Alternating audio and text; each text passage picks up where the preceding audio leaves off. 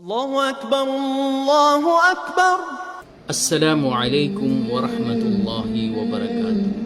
Mga kapatid, bilang mga magulang, meron tayong napakabigat na responsibilidad sa ating mga anak.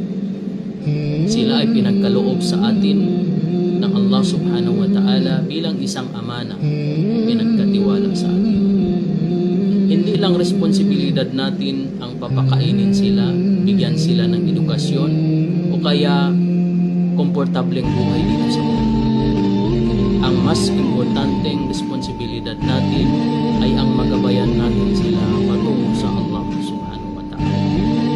Sinabi ng Allah subhanahu wa ta'ala sa banal na Quran, Ya ayyuhalladhina amanu qu anfusakum wa ahlikum nara wa quduhan nas wal hijara. O kayo mga nananampalataya, protektahan ninyo ang inyong mga sarili at inyong mga pamilya mula sa apoy na ang panggatong ay ang mga tao at mga bato.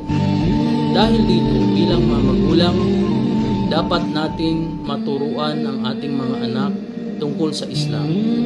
Maturuan natin sila tungkol sa takot sa Allah subhanahu wa ta'ala, pagsasagawa ng sala, pagbabasa ng Quran, kung ano ang tama at kung ano ang mali.